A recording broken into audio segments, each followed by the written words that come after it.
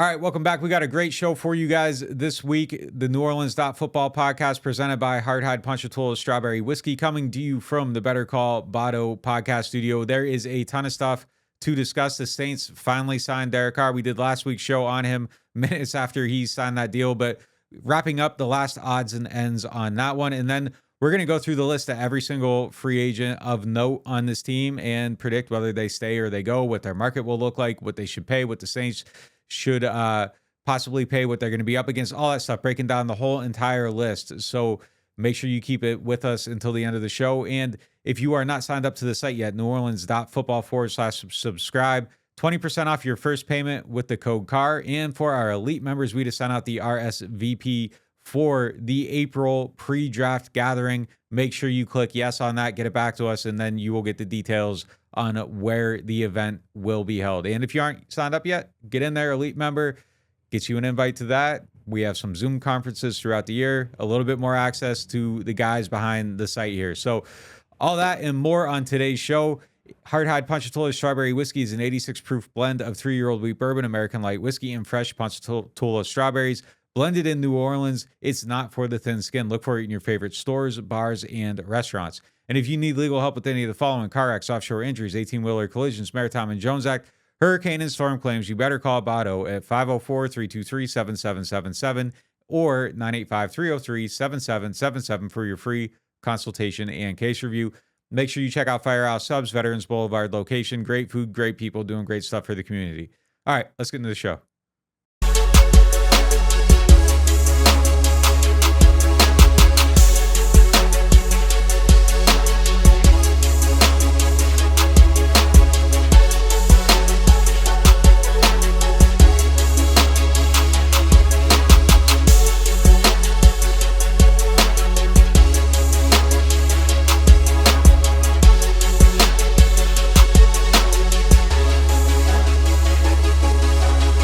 Hey, what's up, everybody? Welcome back. It is free agency week, and this is finally our first podcast in what feels like the last 6 months that we are finally post Derek Carr. But before we get into some of the other stuff, a couple car things.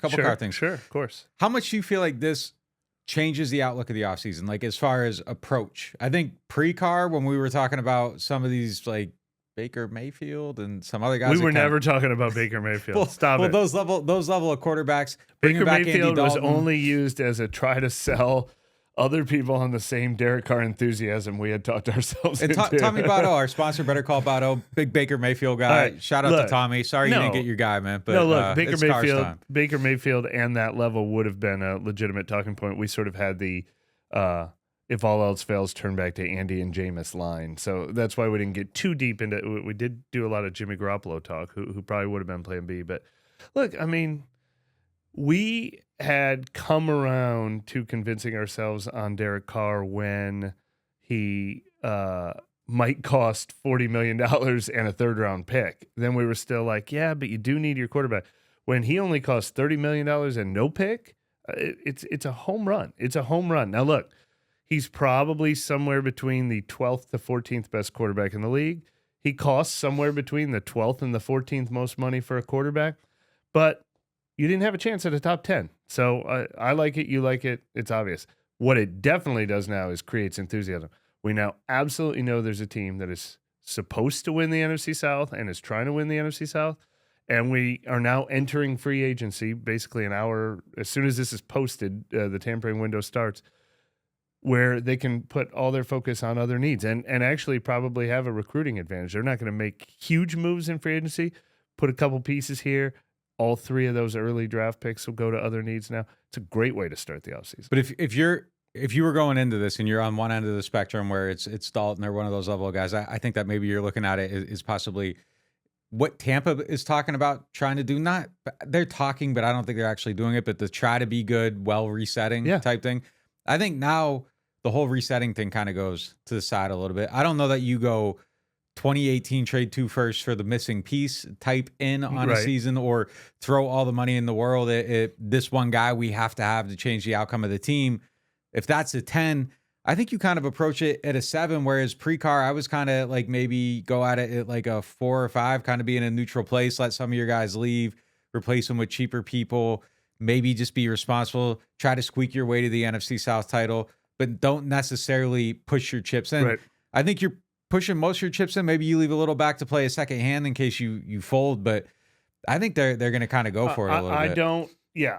I agree. Let's put resetting on hold, but I don't think that means make bad investments in older players. Like, you can still make independent decisions on Marcus Davenport, Andrus Peat, guys like that.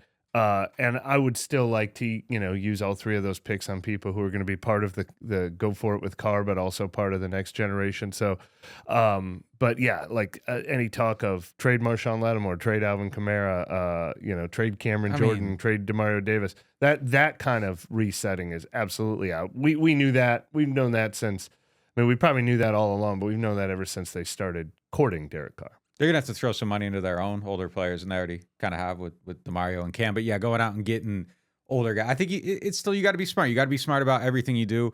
They aren't at a place where it's Super Bowl or bust. They aren't the Rams. Right. They shouldn't be operating like Miami is right now, and Miami's kind of doing that. But I think that you do reasonably go for it. Like maybe Poona Ford, you go after him. Maybe someone like that. He's 29? I mean, he's not young, but he's still not super old. 27, 28-year-old defensive lineman. Yeah, that's second tier. Like, they're not making the Christian Kirk signing, but that doesn't mean they're not going to make the guy who cost $8 to $10 million a year signing. Yeah.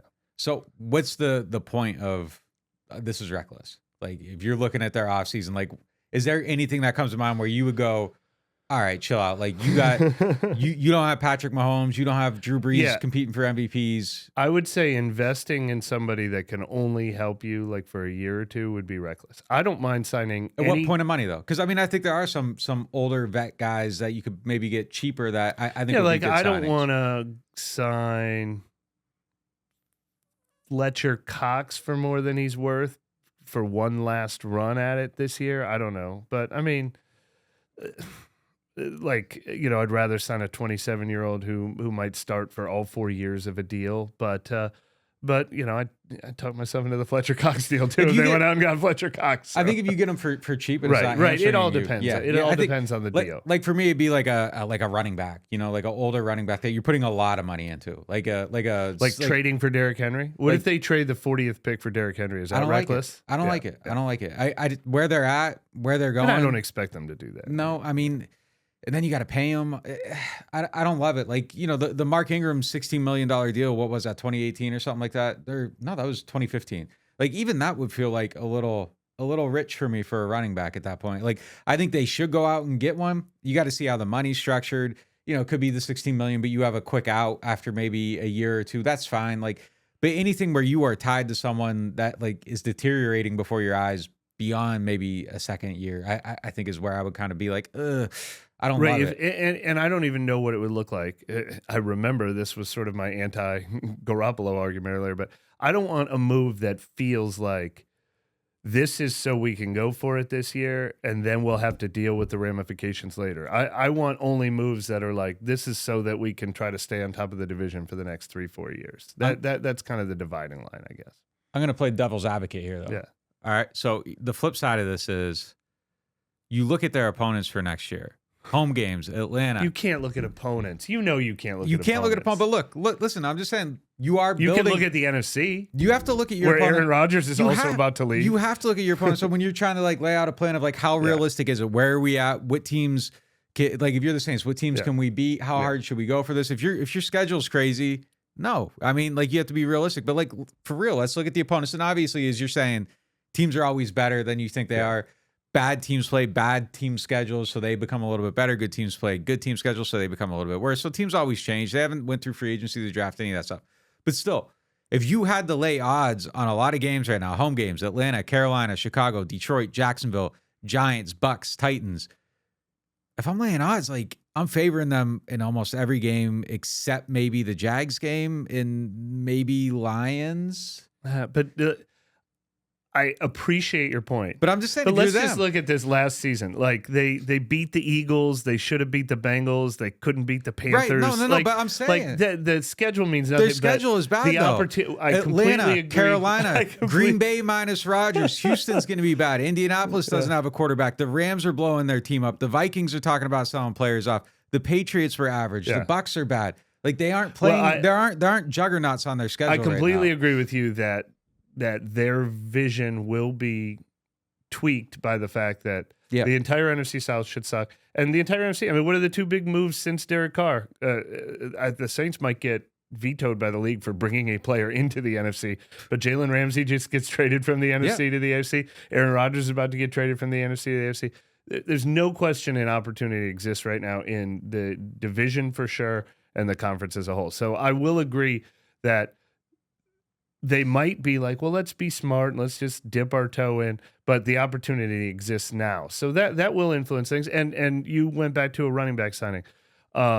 If they want to sign Alexander Madison for 4 years and $16 million, I'm not going to blame them for that because Alexander Madison might become their starter by the end of that deal if they see the value there. Like, I don't want a running back who's got one good year left in him getting signed to a monster deal, but I don't mind if they spend on that position because that position's a need, and I want them to get the right guy at that position. I mean, like, legit, though, the only good quarterbacks are going to play next year, Trevor Lawrence, Kirk Cousins, and, like, the corpse of Matt Stafford. They lost the game to Sam Darnold last year when he completed 2 passes. No doubt, but when you're looking at the schedule and you're saying, should we be at a 7 or an 8? Yeah. You might look at this and be like, you know what? Like, I'm going to sign Fletcher Cox because look at this schedule. He might be the piece that gets us over the top. In a like last year, like if you have a lot of playoff teams and you're looking at it and you're like, like let's just do what we got to do to win the South. I think all this has to factor into your decision making. The 14 games in the Dome, all that stuff. So I mean, there is a devil's advocate argument. Is it 14 in the Dome, or are we already giving them the home playoff game to get to 14? I think it's 14 in the Dome. I think it's 14 in the Dome. 13, 14, whatever. Yeah. Like, it's a lot of games in the Dome. Favorable schedule. I don't know. You could talk me into maybe like what I said. I was at a 7. Like, you could talk me into an 8 if you were just like, man, look at this. Like, these teams. These are the ones they should win. These are the ones they should lose. Like, it's a favorable schedule right now. I agree. The opportunity is there right now. Like, if you're talking in a vacuum about how do you build a team, the conversation has to change when you look at what is in front of the Saints right now. And they believe it too. I mean, their sales pitch to Derek Carr, and I think part of the reason they got him is he looked at these same things we're talking about right now. He's like, I should be hosting a playoff game this year. And Jalen Ramsey going there only bolsters his decision making, even though I don't know. I watched the Saints go against someone. It wasn't. I will say this: we agree. Chris Olave cooked them. We agree on the Saints going for it. You know, not unbridled, but going for it this year. We absolutely agree on Derek Carr, especially at that price.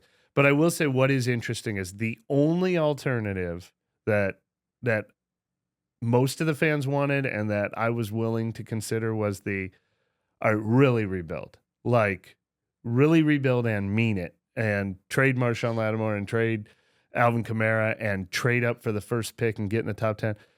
Basically what we've seen the Carolina Panthers do. So what is interesting is that alternate path, which is really, really rebuild and really, really mean it and get the number 1 pick in the draft. One of their rivals took that path now. So it will be interesting to watch whether that works out for Carolina or not, because that is, I don't like what Atlanta's doing. I don't know why Atlanta hasn't either signed Lamar Jackson or why they aren't one of these teams trying to trade into the top 3. Tampa Bay is just beginning, maybe some sort of hybrid or whatever. We're going to see all the different iterations of what the Saints could have done in this division. You know what I would have absolutely hated, though? Like, it might work out for the Panthers. They might pick at number 1.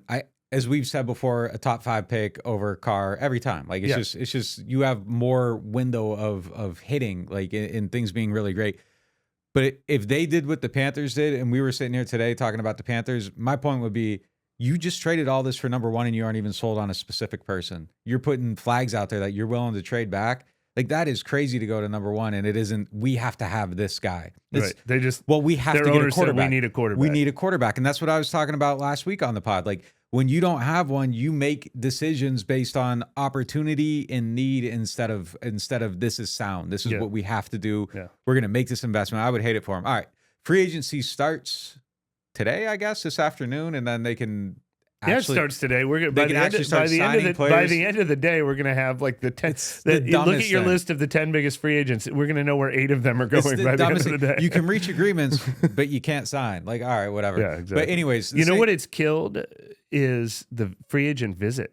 Like, I think it was the tampering window even more than COVID. When Derek Carr came and like went to dinner and they took him to the facility, I'm like, this feels like distant memory. That used to happen in free. Some guys still do take visits though, and then they hold up the whole entire market. And I hate those guys. Like, just make the decision. You know where you're going. You visited these teams before. Just sign and get it going. So it frustrates me about the whole thing. When things can be done in a phone call, it makes you so mad that like re-signing some free agent on your own team. Like even Drew Brees, who's like Mr. Team, like missed like 6 months of an off season once just because like everybody needs a deadline. If you're offering me enough money, you can sign me on a text. You don't even got to call me. Just show me the bag in the picture, send an image, like we're good to go. All right, so free agency. They already signed Carr. That's the biggest splash. I don't think any team's gonna have a bigger splash than Derek Carr. DA said they're gonna play it quiet and like, dude, you already made the biggest signing of the offseason.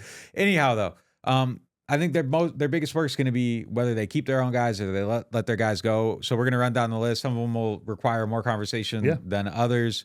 We aren't going to hit all of them, but the headliners, starting with Jameis Winston, do you think he stays? Or he's not a free agent, but definitely belongs in this. Speaking. Yeah, definitely belongs in this conversation because he won't stay at his current price.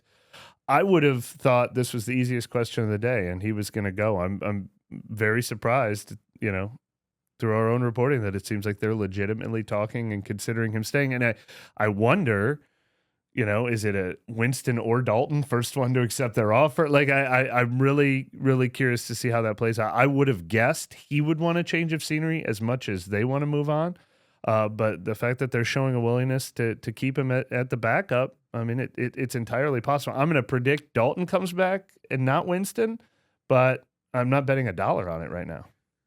I'd bet $1 on it because I think some of the things we've seen from him last year would be surprising, is the word I'd use, to see him come back and accept a backup role. He made it very clear he wanted to start. He made it very clear he thought he could be a starter. He made it very clear that that's what he still wants to do. That's he was his disappointed by how the team treated him. Exactly. Yeah. But the one thing that I would say maybe brings him back is if his agent is out there talking to people, and he's been talking to people. Everybody's talking to people. Everybody knows everything at this point. If he doesn't know his market, he's going to know his market very quickly. They got 2 days through this tampering period. I'm sure he's been granted permission by the Saints to go out and explore his options. If there is not a starting job, he does have a very expensive base salary, more so than any other backup quarterback's going to get paid. And he could potentially negotiate a higher salary from the Saints to stay for a year than he could get anywhere else. So kind of having that leverage on him, because the Saints aren't doing this necessarily because, I think the contract plays a part. Granted, Jameis would be the best backup probably in the league, but the contract plays a part. Not paying the cap hit is kind of why I think they're doing it this way instead of just saying, all right, let's cut him and save, what is it, $4 million or something? And then, or you can wait till June 2nd and you push it out, and that doesn't help you during this window with free agency. So I think it is a cap move. Very much, we're going to talk about some others that I think are very much cap moves as well.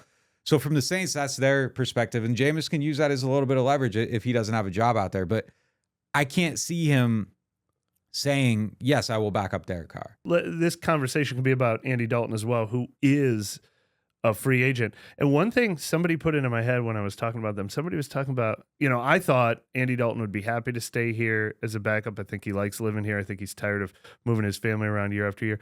Somebody pointed out the Houston Texans situation. Andy Dalton, obviously,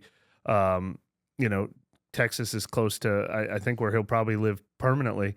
And I never thought, what if Andy Dalton leaves for a different situation, like Houston? Because that I would think Jameis would be the one who would want to leave for maybe I'll start for a little while the rookie's getting better, or be behind the rookie, be a mentor. It is also possible that Andy Dalton turns down the Saints, and they don't want to lose both of these guys. Like, I think they see great value in these veterans at their prices. And I don't think they want to go out there and not get either one of them. So I think we kind of treat it like they're making a decision on Jameis and they've got Andy in the bag. Well, they might not have Andy in the bag, so they might be keeping their options open and just hoping they keep at least one of these They're guys. still making a decision on Jameis before they get to Andy, though. Like, if Jameis says yes, I don't think you keep Andy. No, that's what I'm saying. Jameis, but I don't think they want to let Jameis go thinking they're going to get Andy and then also lose Andy and then all of a sudden be like, oh, now we don't have either guy. All right, so stay or go on Jameis. Like I said, I'm going to predict that Andy is the one who stays, but I think it's way closer than I thought it was even a week ago. I agree with that. I think that Jameis ultimately decides to try to go somewhere else where he has better opportunity. Because Because if he stays here, I just don't. I don't know. Like maybe the money's better, but it doesn't make sense to me from his perspective. I think he should go out and try to finish what he set out to do here, and then last year circumstances changed it for him. Next guy on the list, not technically a free agent again, but a free agent, practically speaking, Mike Thomas. I think he's going to stay. I really do. Another one that I wouldn't have believed before because, first of all, they paid him $1 million to rework his deal, and we thought for sure that meant that they were shaking hands and agreeing to move on from each other, but they were both just agreeing to move on from that previous contract. So he is basically a free agent right now. And I think one thing that's interesting is just the thought that he is, I think we said this on the members only, I think he's a guy that is going to want to hit the ground running when he returns and have a lot of success. I don't think he's probably eager to start over somewhere fresh, get to know a new team, get to know a new building. He was very enthusiastic and as we found out, a big part of trying to recruit Derek Carr here. That's a quarterback he can play with. I think all Mike cares about is getting back to form as quickly as possible. And I wouldn't be surprised if he thinks New Orleans is the place to do that, even if he winds up leaving money on the table. I think, a 1-year deal coming back, system you already know. You don't have to learn a new offense. Just go and play. Look, I will say this. I think if they didn't get Derek Carr, 0 chance he comes back. I think Mike was looking at their quarterback situation. We saw a post, I don't think he was coming back if it wasn't Derek Carr or someone better than that. So I'm going to say yes, because I think all Mike has to do is say yes. And all the signals we're seeing is that he's going to say yes. Like he wants to play with Derek Carr. He took a shot at me, like for saying that he was going to leave. Like all these things say that Mike wants to come back. So seeing all these things, and look, that's my L. Like I was wrong on him being. What's fascinating gone, so. with him and another guy we're going to talk about later on this list is how does the market see him though? Like the ceiling is so sky high, doesn't exist on Michael Thomas basically, and there are so many teams out there with nothing but money. Like how are the Atlanta Falcons going to let Mike Thomas just come back to New Orleans on a cheap deal? Like how is Atlanta not, a team that's old, intimately familiar with his potential and $70 million under the cap? How are they not willing to gamble a little more on this? Yeah, let's talk about the top 10 here. Like Bears, $75 million. They should take a chance on him. You could pay Mike more than anybody else, and that's a worthwhile shot. You mentioned the Falcons, yeah. Raiders, I can't see him maybe going there. Texans, nah. Bengals, $33 million in cap space. Why not? Why not though? Just do the Saints thing. Receivers coming out their ears, but yeah. You want to get over the top? Mike gets healthy. He can be a guy that can put you over the top. Cardinals, $32 million. Sure. Broncos, $32 million. They're about to lose DeAndre Hopkins too. Broncos, $32 million. Yeah, like Mike still likes Sean. Like, why wouldn't you do that? Patriots, $30 million. I would do it. I would throw some money at him a little bit. They won't. Then you go down the list. Belichick has never had a problem trying to take the value in a guy like Michael Thomas, Corey Dillon, Randy Moss. He won't overpay him. But you don't have to overpay Mike. You could pay a little more, more than the Saints. More than the Saints. Yeah, I mean, you could be one of you could be one of these teams, especially the Bears, who have $75 million in cap space. You could give Mike $20 million for one season and he never plays, and it probably doesn't change your outlook too much. Like you can absorb that hit. The Saints can't. The Saints can't pay too much. So one of these teams could pay a little bit more and offer him a more money than the Saints could. So I could see him going somewhere else. I just think the situational stuff and all that. Like I think Mike Thomas has learned to hate the Falcons enough that he could never do that though. I don't know. Look, the thing with Mike though is that if he goes somewhere else, he'd probably pick it up foul. Like he's incredibly smart. He would hit the ground running probably, but there is a chance of like, okay, this is going to take me X amount of games to build chemistry with them. Like Mike just needs. He's dying. He probably wants there to be a game Sunday. Yeah, exactly. Yeah. So David Onyemata, next guy. Oh, we're both stay on Mike. I think I we're said both stay. Yeah. Okay. Right. David Onyemata. I'm gonna say no. I think he's gonna go. And look.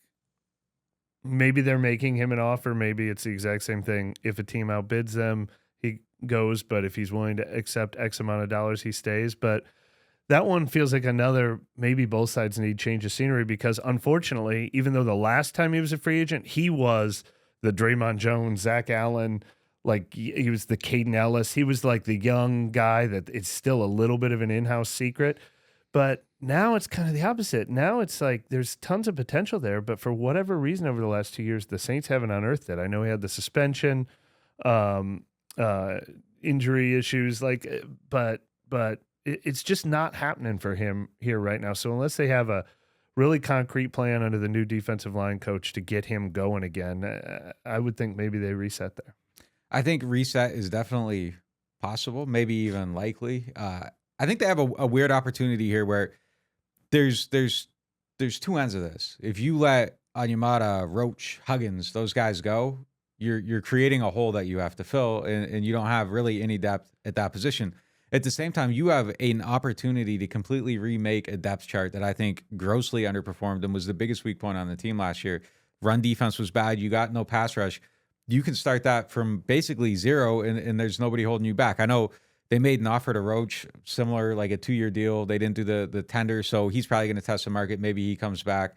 We'll see where it goes with those guys. But I could definitely see Onyemata leaving. The one thing that I think holds him back is the fact that if you can renegotiate this deal at a price you like, you can stop that acceleration on the cap hit. And that is one thing to unfortunately consider. And, you know, they don't make a lot of cap decisions, but there are some practicalities where, okay, now we're at the nitty gritty of this. And if he stays, we don't have to clear this extra, what is it, 10 million or something like that. If he leaves, you don't have to clear it. Yeah.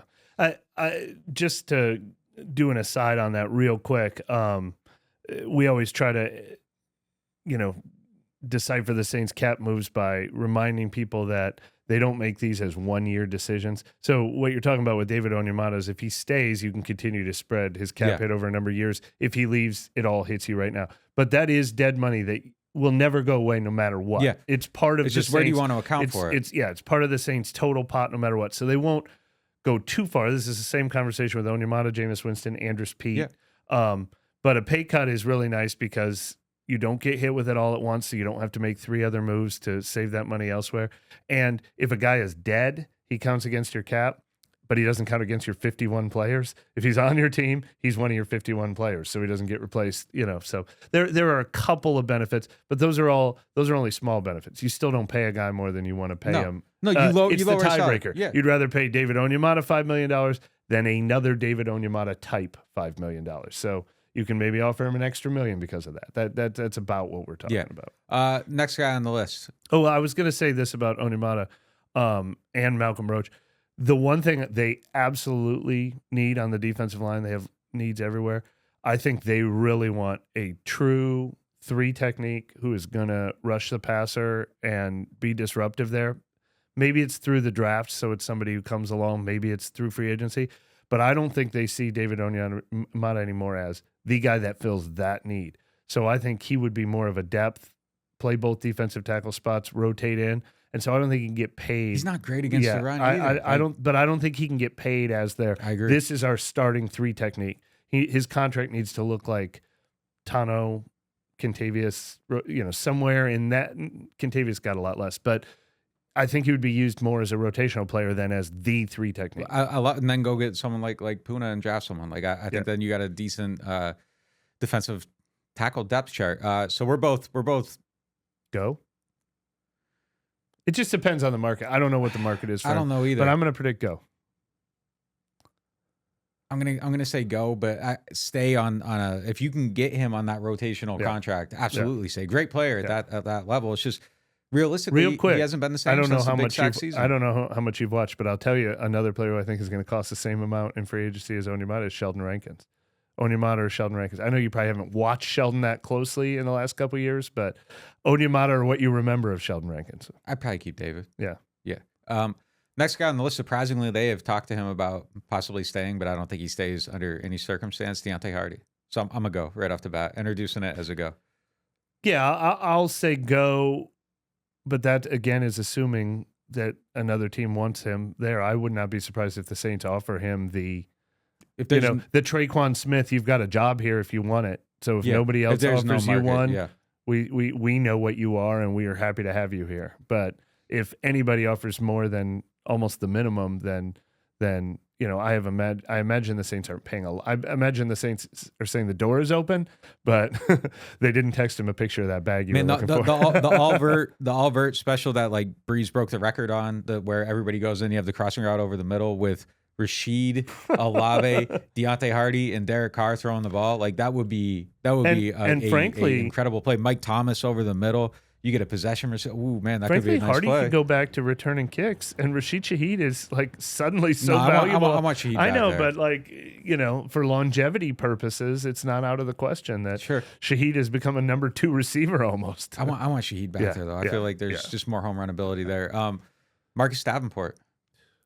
I'm gonna say go. Yeah, I'm go. For the same reason, you've got the list still up right there on your computer that we were reading down. There's teams with $70 million in cap space, and I think it's malpractice if you don't gamble on this guy's talent, if cap space means nothing to you. On the opposite side, it might be malpractice for the Saints to gamble on him because cap space means everything to them, and that's just where we live with Marcus Davenport now.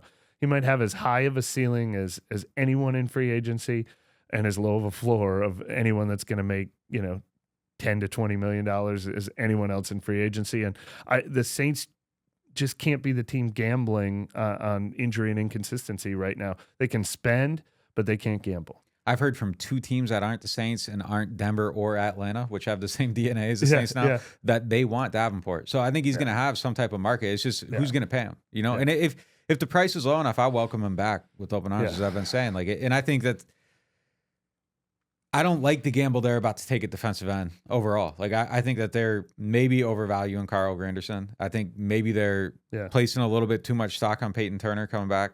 I think that there's a chance that they aren't very good at that position next year. And at least Davenport has upside, and he's a huge gamble too. He's a huge gamble. Like I'm no not hesitation. I would want him on my team. Right. I wish I did not have to make that $20 million decision or $16 million decision right now.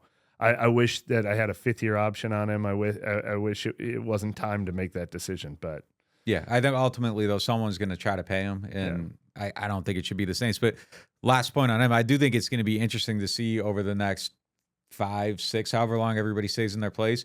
Like I think the Saints are going to be competing with Sean Payton in Atlanta on the same exact players for years to come. Like it's the same scouting philosophy, same DNA. It's going to be fascinating to see him go kind of head to head on some of these guys. So what is also interesting about Marcus Davenport, since we know the Saints need to add to their defensive line, and we know they love the big defensive ends who are at least 6'4", ideally bigger, at least 260 pounds, ideally bigger. I liked a lot of defensive tackles that fit the Saints prototype in free agency this year.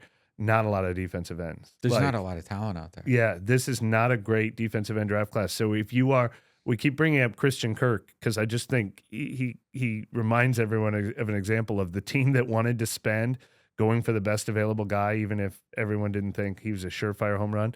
Like Marcus Davenport feels like this year's version of if you want to go out there and spend and you need pass rush help, he kind of looms as, there's Yannick Ngakoue and who's a little bit more of a proven guy, but like Marcus Davenport feels like the Christian Kirk contract kind of guy in this year's free agent class. The free agency class overall, top to bottom, like name players, it's kind of gross. Yeah, it's kind of a gross list of guys. Like there isn't anybody on there where you're like, man, that's like, I think when you get a little bit lower, there's some value there, but like the big names, like you look at the top 100 list, it's kind of like, nah, like kind of going all the way through. Next guy up, Jarvis Landry. I'm saying go. I'll say go if they find somebody else. You mentioned in your offseason blueprint, like, is Hunter Renfrow available? He's got that connection with Derek Carr or whatever. But I thought Jarvis Landry was such a home run last year that I can't shake the idea that if he only cost $3 million last year, there's no way he's going to cost more than $3 million this year. And I still think there is untapped potential there if he's healthy and they have the right quarterback in place.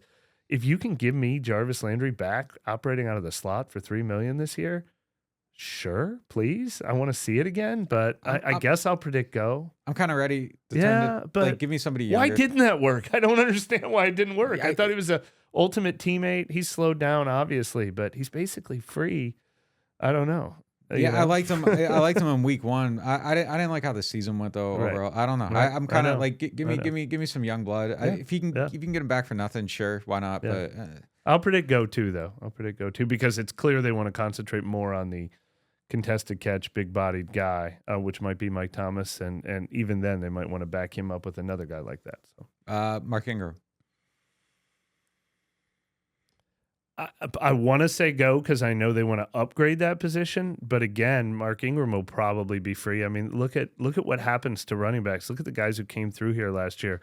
I'm blanking on the name. Was it Jordan Howard that used to be on the Bears and the Eagles? David Johnson was out of work until later in the season. Latavius Murray was out of work until the Saints brought. Like, I feel like Mark Ingram could be out of work, and if the Saints offer him $2 million or the veteran minimum salary, I want him in my locker room. But they definitely are. He's coming back as a number 3 running back, not as a number 2 running back. I bring him back just to be the heartbeat of the team. Yeah, exactly. That's it. Just be Mark. Just be here. Be Mark. Yeah. Set an example. Be Mark. Be a good dude. That's it. Like he has so much value doing that. And if Alvin misses time, Mark is now 1B along with whoever they bring in as the new 1A. So yeah, I saw him just deep depth and just do you. Be our.